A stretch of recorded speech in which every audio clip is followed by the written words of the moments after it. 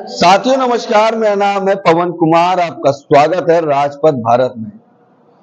एक ऐसा तबका जिसकी बात की सुनवाई नहीं होती, हर बार चुनाव के वक्त उस वोट बैंक से कहीं ना कहीं एक राजनीति होती है। इसी पर बात करने के लिए हमारे साथ उत्तर प्रदेश सफाई मजदूर संघ के प्रदेश अध्यक्ष मौजूद हैं, रमेश काजू जी, जो कि मथुरा से बिलोंग करते हैं। उनसे हम बात करेंगे कि आज की जो बैठक उत्तर प्रदेश की राजधानी लखनऊ में की, वजह क्या थी और तमाम जिलों से जो लोग आए, कारण क्या था। सर, आपका स्वागत है। धन्यवाद आपका। आपके चैनल के माध्यम से मैं अपनी बात उत्तर प्रदेश सरकार तक पहुंचाना चाहता हूं। आज उत्तर प्रदेशीय सफाई मजदूर संघ 48-45 की कार्य समिति की बैठक थी। पूरे स्टेट कमेटी के पदाधिकारी यहाँ पधारे जी या मौजूद रहे। सभी का मैं आपके चैनल के माध्यम से हार्दिक स्वागत और अभिनंदन करता हूं। आज उत्तर प्रदेश के अंदर स्वच्छकर समाज की जो आवाज है उसे दबाने का काम लगातार किया जा रहा है जी। उत्तर प्रदेश सरकार के द्वारा जो जब नगर पालिकाओं का गठन हुआ, नगर निगम का जब गठन हुआ उत्तर प्रदेश के अंदर, जो पद सृजित किए गए उन पदों पर 80% से ज्यादा लोग सेवानिवृत्त हो चुके हैं। ये हमारे उत्तर प्रदेश के माननीय मुख्यमंत्री योगी आदित्यनाथ जी भी जानते हैं। उन पदों पर परमानेंट भर्ती ना करके, जबकि उन पदों का पैसा नगर पालिकाओं में, नगर निगमों में प्रदेश सरकार का प्रत्येक माह जाता है। अच्छा, उनको जो अधिकारी हैं, जो प्रमुख सचिव नगर विकास हैं, जो नगर विकास मंत्री हैं, उनको गुमराह किए हुए हैं। जब पैसा जा रहा है आपका उस कर्मचारी का जो सेवानिवृत्त हुआ है, तो उस जगह को भरने में आपका क्या जाता है। तो मेरा उत्तर प्रदेश सरकार से ये आग्रह है कि उन सभी सृजित पदों को भर दिया जाए। जो नई कॉलोनियां विकसित हुई हैं, उन कॉलोनियों में आबादी के अनुपात को देखते हुए, अनुपात के आधार पर उन कॉलोनियों में भी पद सृजित करके उनमें भी परमानेंट नियुक्ति की जाए। अच्छा, क्योंकि ये जो आउटसोर्सिंग की सर्विस है, इसमें ठेकेदार, जो भी कंपनी हो, जो भी ठेकेदार हो, वो सफाई कर्मचारियों का हितैषी नहीं हो सकता। जिस तरह सरकार हितैषी होती है, सरकार को काम कराना है और बगैर सफाई के कोई काम संभव नहीं है। आप जानते हैं, जिस तरह सीमा पर हमारा सैनिक अपनी जान देकर इस देश की रक्षा करता है, वही काम हम लोग करते हैं। हमारा सफाई सैनिक प्रत्येक गली, प्रत्येक मोहल्ले में जाकर अपनी जान पर खेलकर उस गंदगी को साफ करता है, जिससे कि समाज सुरक्षित रहे और उस समाज में कोई बीमारी उत्पन्न ना हो। आपने देखा होगा कोविड के समय पूरे देश के अंदर सफाई सैनिक, पुलिस सैनिक और हमारे स्वास्थ्य विभाग के डॉक्टर्स ये मौजूद रहे, और उन्हीं विभागों में सरकार जो जान बचाने का काम करते हैं। अब मैं देखता हूं कि स्वास्थ्य विभाग में भी अब वहां आउटसोर्सिंग लागू कर दिया। तो माननीय मुख्यमंत्री जी, ये धोखा दे रहे हैं आप। ताकत आदमी को सदा नहीं रहती, बड़ी बड़ी सरकारें आई और चली गई, आपको भी जाना है। तो मैं ये कहना चाहता हूं आपके चैनल के माध्यम से, मुख्यमंत्री जी, जो व्यक्ति, जो समाज इस समाज की बीमारी को दूर करता है, उनको स्वस्थ रहने के लिए अपना जीवन दांव पर लगाता है, उनके लिए तो कम से कम परमानेंट नियुक्ति कर जाइए। बिल्कुल, आप देख रहे होंगे रात दिन जिला अस्पतालों में, आप देखते होंगे कितनी मेहनत करता है कर्मचारी। एक्सीडेंटल बॉडी आती है, कितने बीमार लोग आते हैं, उनकी सेवा करता है, उनको बचाने का काम करता है। लेकिन नहीं, वहां भी आउटसोर्सिंग, चौकट ठेकेदारों को लाभ पहुंचाना है।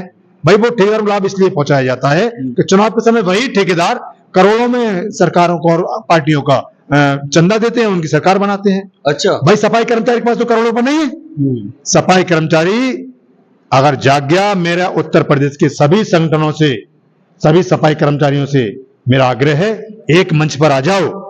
अगर आप एक मंच पर आ गए, 3 दिन काम बंद कर दो पूरे प्रदेश का, तो आपकी सारी समस्याओं का समाधान चुटकियों में हो जाएगा। आपने जो भाषण दिया, उसमें जो बात कही, उस बात में ये निकल के आई थी, कहीं ना कहीं हमारे लोग, कुछ लोग गुलामगिरी में फंसे, जिसकी वजह से समाज को। भाई देखिए, चापलूस लोगों के लिए मैंने कहा था, वो लोग समाज के नासूर हैं, उन्हें एमपी बनना है, एमएलए बनना है। मुझे तो ना एमपी बनना ना एमएलए बनना। मेरे समाज की स्थायी नियुक्तियां हो जाए मेरे समाज में, मैं एमपी बन गया, मैं एमएलए बन गया। मुझे नहीं बनना है। जो लोग समाज को धोखा देकर एमपी एमएलए बन भी जाएंगे तो क्या सामाजिक रह जाएंगे?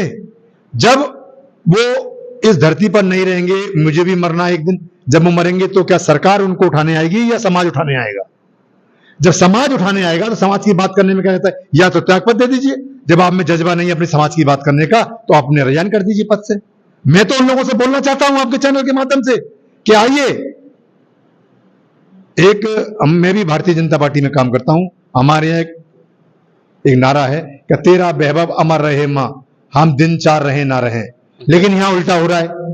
अच्छा। कि मेरा वैभव अमर रहे मां, तुम दिन चार रहो ना रहो। तो मुझे मेरा वैभव नहीं, मेरे समाज का वैभव चाहिए। मेरा समाज का वैभव है तो मेरा वैभव है, मेरा समाज सुख में है तो मैं सुख में हूं। अगर मेरे समाज के लिए सरकार काम नहीं कर सकती तो वो दिन भी दूर नहीं। इस समाज ने बहुत सरकारें बनाई हैं और बहुत सरकारें बिगाड़ी भी हैं, और आ रहा है 27। अगर हमारी मांगे नहीं मानी गई, हमारी बात को नहीं सुना गया तो 27 के अंदर सरकार को रिपीट भी नहीं होने देंगे। ये भी मैं आपके चैनल के माध्यम से बता देना चाहता हूँ। मतलब ये सरकार के लिए बड़ी विडंबना की दृष्टि से आप कह रहे हैं कि मतलब सरकार के लिए दिक्कत है, आप भाजपा में रहे भी। देखिए, मैं भाजपा में हूं तो क्या समाज को धोखा दे दूं? भाजपा ने क्या किया मेरे समाज को? मैं आपके चैनल के माध्यम से बता देना चाहता हूं, क्या उस अनुपात में मेरे समाज के एमपी एमएलए हैं? एकमात्र मंत्री था हमारा, उस मंत्री को भी उसका टिकट इस्तीफा दिला के उसको टिकट दे दिया कि पार्लियामेंट का, मैं दूसरे आदमी को एमएलए बना दिया। एक ही तो सांसद बना। भाई मुझे आप एक बताइए, उत्तर प्रदेश सरकार में एक ही मंत्री था अनूप वाल्मीकि, उसको भी हटा दिया। अब कोई वाल्मीकि मंत्री है उत्तर प्रदेश सरकार में? क्या हमारे या हम पढ़े लिखे नहीं है? या मेरे समाज में तमाम नौजवान पढ़े लिखे हैं, तमाम लोग ऐसे लोग हैं जो राजस्व मंत्री बनाया था मेरे हिसाब से। हाँ, राजस्व मंत्री थे, राजस्व के राज्य मंत्री थे। हाँ। जो कैबिनेट का दर्जा है वो माननीय मुख्यमंत्री जी के पास है। अच्छा। उनको भी हटा दिया। तो हमें मिला क्या है?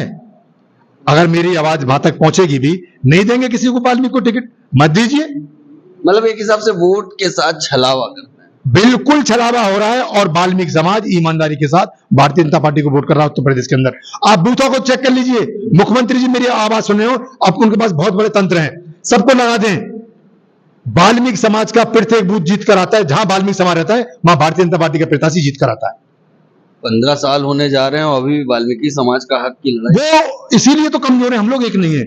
मैं इसीलिए तो कह रहा हूं कि जितने यूनियन संगठन चलते सब एक जगह आ जाएं। 3 दिन मैं गारंटी कह रहा हूं, 3 दिन अपने घर पे सो जाएं, काम ना करें, 3 दिन में हमारी समस्या का समाधान हो जाएगा। अच्छा, ठीक है। एक सवाल और लेता हूं इंटरनेशनली।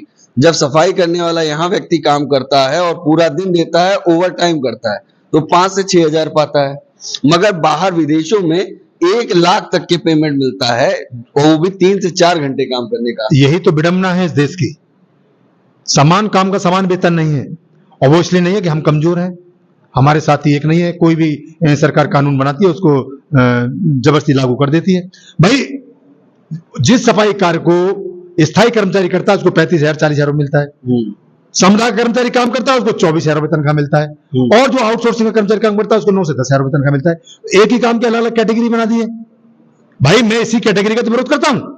भाई समान काम का समान वेतन होना चाहिए ना। जो काम सफाई का है उसमें समान वेतन होना चाहिए। मैं इस कैटेगरी का विरोध करता हूं, मैं आउटसोर्सिंग का विरोध करता हूं, और अपने साथियों से भी अनुरोध करता हूं कि आप एक मंच पर आ जाइए। अगर आप देखिए, सन 30 के बाद में मित्रों, सन 30 के बाद में हमारे यहाँ कोई सरकारी नौकरी नहीं होगी नगर निगम के अंदर। प्राइवेटाइजेशन की ओर कहीं ना कहीं बढ़ रहा है और मशीनरी काम बढ़ने जा रहा है, सुनने में। मैंने आपको बताया ना, मशीनरी बड़ी अच्छी बात है।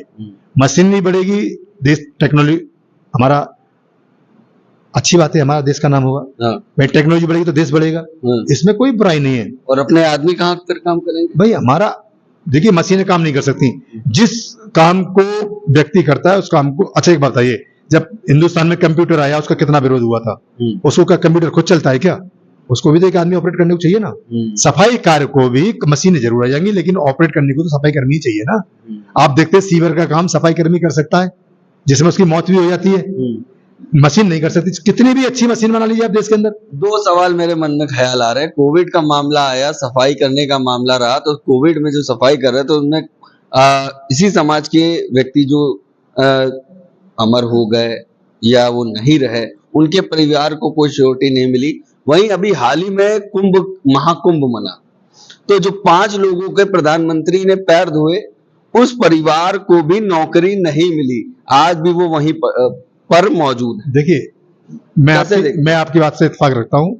प्रधानमंत्री जी ने अपना काम कर लिया, क्योंकि प्रधानमंत्री जी हिंदू हैं, और आज इस देश के अंदर एक टेक्निक काम कर रही है, हिंदू टेक्निक। अच्छा, वो हिंदू टेक्निक पे काम चल रहा है, क्योंकि हम भी हिंदू हैं। प्रधानमंत्री जी ने अपना काम कर लिया। प्रधानमंत्री जी ने कुंभ में जिन मजदूरों ने सफाई किया, करोड़ों व्यक्ति वहां आए, उन लोगों की सफाई व्यवस्था हमारे वाल्मीकि समाज के लोगों ने देखी। प्रधानमंत्री जी ने अपना बोर्ड पक्का कर लिया कि देखिए, मैं सफाई कर्मी के पांव छू सकता हूं, लेकिन सफाई कर्मचारी को नौकरी नहीं दे सकता। अच्छा, मैं आपके चैनल के माध्यम से बता दें, पैर तो छू सकते हैं, हाँ। उस समाज के लोगों को नौकरी नहीं दे सकते। वजह क्या है? अब वजह तो प्रधानमंत्री ज्यादा जानते हैं, मैं आपको वजह बताता रहा हूं। हम एक नहीं है। पहली वजह यह है कि हम अपने अधिकार के लिए लड़ना नहीं जानते। हमारे तमाम संगठन चलते, उन सभी संगठनों को एक मंच पर होना चाहिए। जन कितने प्रधानमंत्री आए चले गए, ये भी चले जाएंगे। अगर हमको कोई डिगा सकता है तो सिर्फ हमारा समाज, हमारा नेता। अगर हमारा नेता, हमारा समाज एक हो जाए तो हम सारी सरकार बदलने का जज्बा रखते हैं। ठीक है, ये बात हो रही थी प्रदेश अध्यक्ष से, तमाम बिंदुओं पे बात हुई। मैं आखिरी बात को जोड़ते हुए इस बात को एंड करूंगा। कहीं ना कहीं आप जब रिचार्ज करवाते हैं तो उसमें कुछ सब्सक्रिप्शन मिलते हैं, और वो हक एक ऑडियंस के पास होता है। मगर यहाँ सफाई कर्मी की नौकरी में किसी व्यक्ति को परमानेंट नौकरी मिलेगी कि नहीं मिलेगी, उसकी जिंदगी की श्योरिटी मिलेगी या नहीं मिलेगी, अगर आपातकाल स्थिति में कुछ हो जाता है, उसके परिवार को कुछ मिलेगा या नहीं मिलेगा, ये सरकार पर डिपेंड करता है, ना कि उस व्यक्ति पर जो देश की सुरक्षा के लिए सफाई का काम कर रहा है। कैसा लगा हमारा वीडियो, कमेंट करके जरूर बताइएगा। बाकी बने राजपूत बात के साथ। धन्यवाद।